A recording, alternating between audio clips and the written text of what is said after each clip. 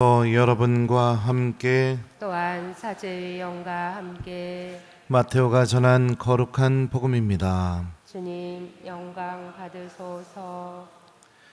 그때 사람들이 마귀 들려 말 못하는 사람 하나를 예수님께 데려왔다. 마귀가 쫓겨나자 말 못하는 이가 말을 하였다. 그러자 군중은 놀라워하며 이런 일은 이스라엘에서 한 번도 본 적이 없다 하고 말하였다. 그러나 바리사이들은 저 사람은 마귀 우두머리의 힘을 빌려 마귀들을 쫓아낸다 하였다. 예수님께서는 모든 고을과 마을을 두루 다니시면서 회당에서 가르치시고 하늘나라의 복음을 선포하시며 병자와 허약한 이들을 모두 고쳐주셨다.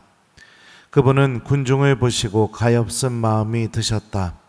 그들이 목자 없는 양들처럼 시달리며 기가 꺾여 있었기 때문이다. 그래서 제자들에게 말씀하셨다. 수확할 것은 많은데 일꾼은 적다. 그러니 수확할 밭의 주인님께 일꾼들을 보내주십사고 청하여라. 주님의 말씀입니다. 그리스도님 찬미합니다.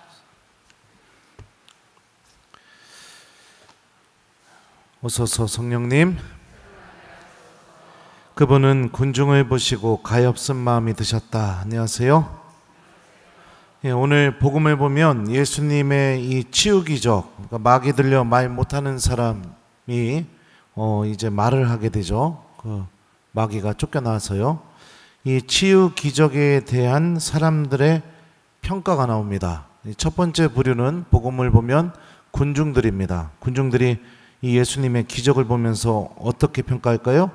이런 일은 이스라엘에서 한 번도 본 적이 없다.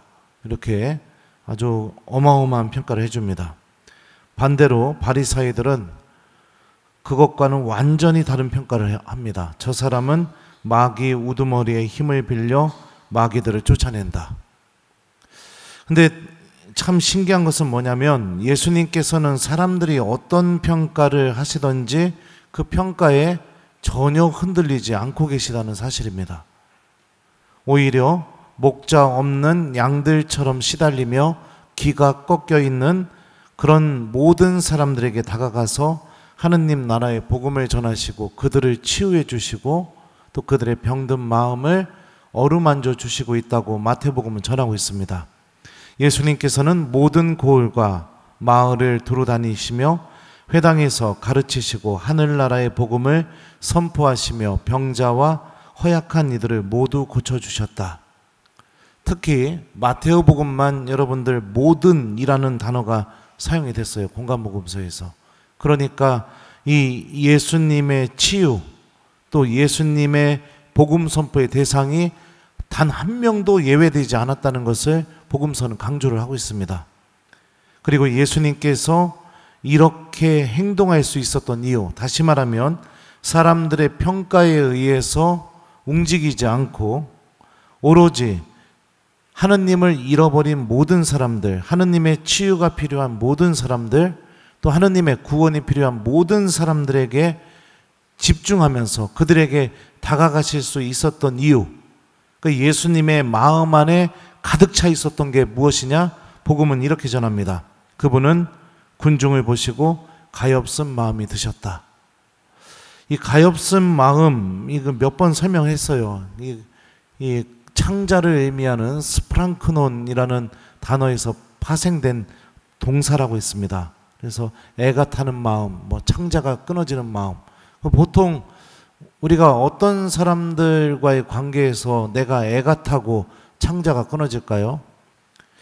1번, 여러분들 자녀들이 공부도 안 하고 맨날 술 먹고 밖에 나가서 사고 치고 그러고 있으면 애가 타고 창자가 끊어진다. 2번, 본당 신부님이 공부도 안 하고 맨날 술 먹고 그리고 밖에 나가서 사고 치면 애가 타고 창자가 끊어진다. 3번, 남편이 맨날 술만 먹고 아무것도 안 하고 그리고 맨날 사고 치면 애가 타고 창자가 끊어진다. 몇 번이에요? 1, 2, 3. 예. 얘를 잘못 들었네요. 보통 우리가 애가 타고 창자가 끊어지는 관계는 어마어마하게 사랑하고 있을 때 그런 마음이 들게 됩니다. 그죠? 예. 그러니까 예수님의 마음 안에 가득 차 있었던 것은 무엇이냐? 사랑입니다. 사랑. 이 사랑은 다른 이들의 평가에 흔들리지 않습니다. 원래 여러분들 사랑은 그런 힘을 갖고 있어요.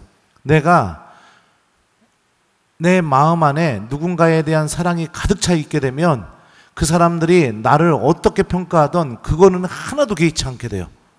그 사랑이 나를 움직이게 되기 때문에 그렇죠. 뭐하러 그런 짓을 해?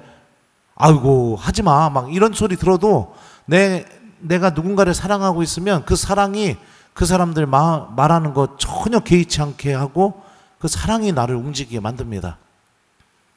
때때로 우리는 사람들의 평가에 굉장히 많이 시달립니다. 그래서 하지 말아야 할 일도 하게 되고요. 그리고 또 굳이 안 해도 될 일들을 해가지고 우리 삶 안에 많은 어려움들, 또 내 자신을 부자연스럽게 만드는 일들, 그런 일들을 이렇게 만들어내게 됩니다. 대표적인 예가 누굴까요? 헤로데입니다. 사람들의 평가, 사람들이 나를 어떻게 생각할까? 내가 왕인데 내 말을 번복하면 어떻게 될까? 그 평가 때문에 어떻게 되죠? 세례자 요한을 죽게 만들죠.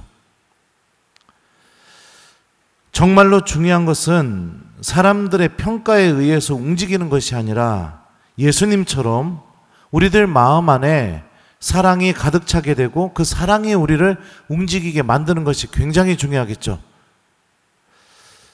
저도 사제로 살다 보면 유혹을 많이 받습니다. 제가 한 강론에 대해서 좋다는 말을 들으면 막 하늘을 날아갈 것 같아요. 그리고 좋다는 말 뭐 얘기도 안 해주고, 그리고 또 신부님 강론이 좀 그래요 막 이런 말 들으면은 잠을 못 잘 정도로 마음이 아파가지고 막 속상하고 막 그럽니다.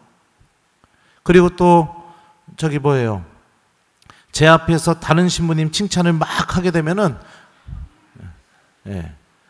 설명할 수 없는 막 이 질투심이 막 이 안에서 막 솟아나게 됩니다. 그래서 사람이니까. 근데 다행히 우리 본당에서는 이런 유혹에 빠져들지 않고 있어요. 지금까지 아무도 저한테 강론이 좋다 나쁘다 얘기한 사람이 없거든요. 그러면 또 오늘 미사 끝나고 다 강론 좋다고 얘기하겠네. 하지 마세요. 사랑하는 여러분들, 우리들의 마음 안에 무엇이 있는지를 생각해 봤으면 좋겠어요. 예수님의 마음에는 우리들을 향한 사랑이 담겨 있었습니다.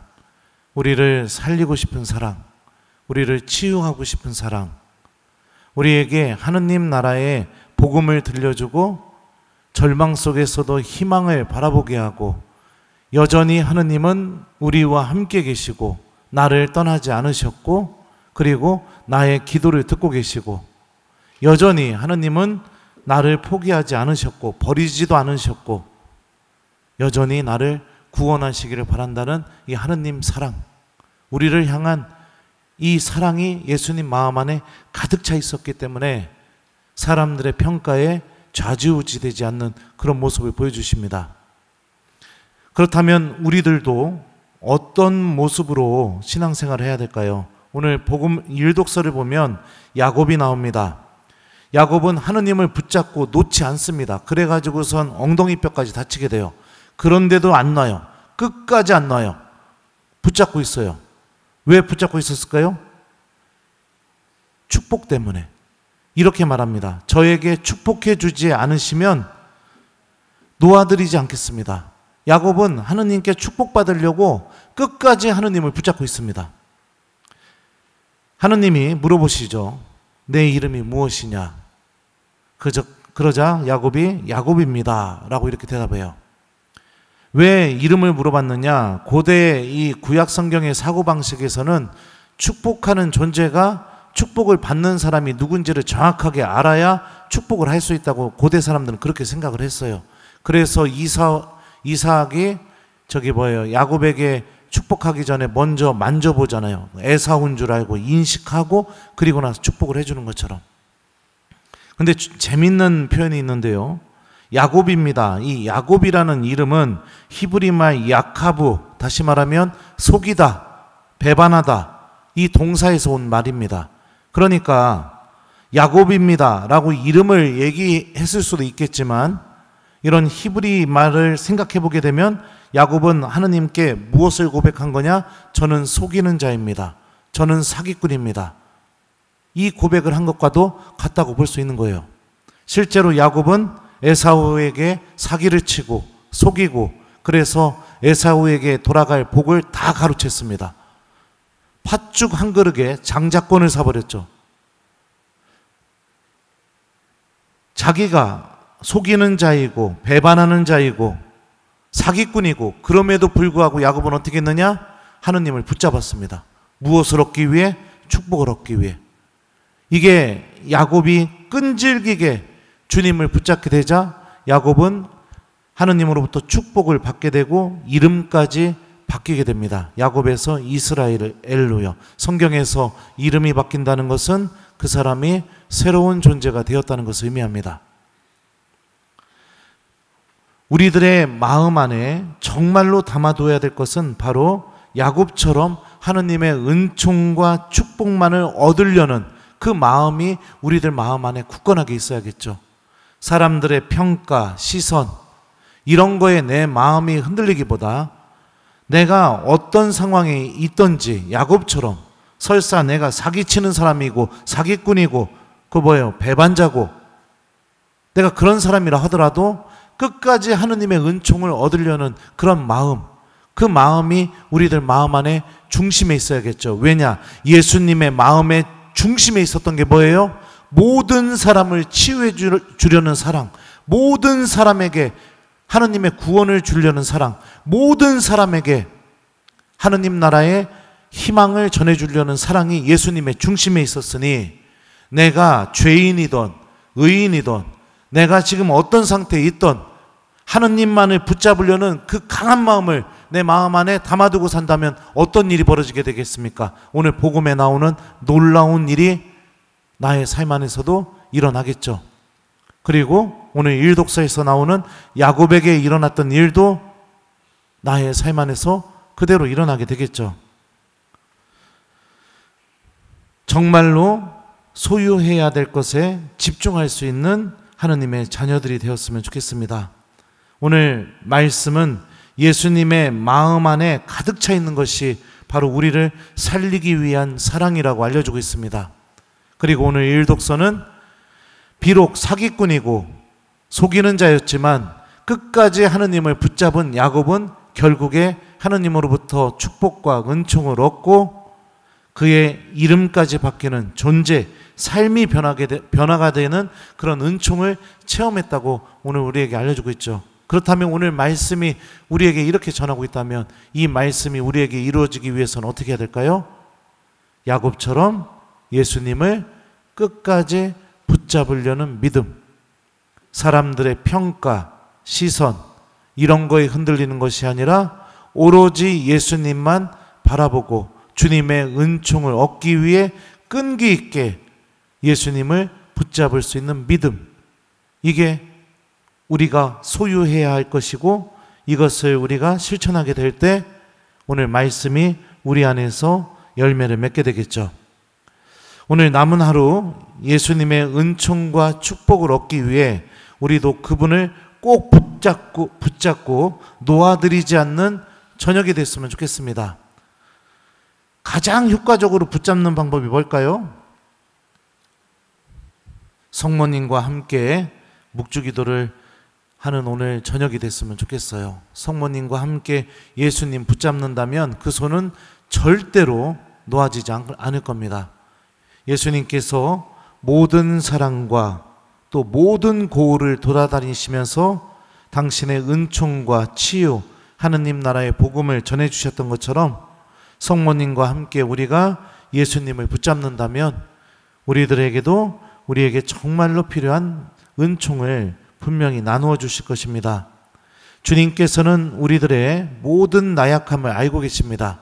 얼마나 쉽게 넘어질 수 있는지, 얼마나 쉽게 죄에 떨어질 수 있는지, 얼마나 우리가 약하고 그리고 형편없는 존재인지 알고 계십니다. 그래서 그분은 가엾은 마음으로 우리들을 찾아오십니다. 오늘 예수님께서 여러분들의 집에도 여러분들의 마음에도 찾아오셔서 그 가엾은 마음으로 여러분들이 구원받는데 치유받는데 필요한 모든 은총을 나누어 주시는 저녁이 될 수 있도록 성모님과 함께 묵주기도로 오늘 하루를 마무리하기 요거를 숙제로 드립니다. 숙제 잘 하시기 바라요. 아셨죠? 예, 이뻐라. 그분은 군중을 보시고 가엾은 마음이 드셨다. 아멘.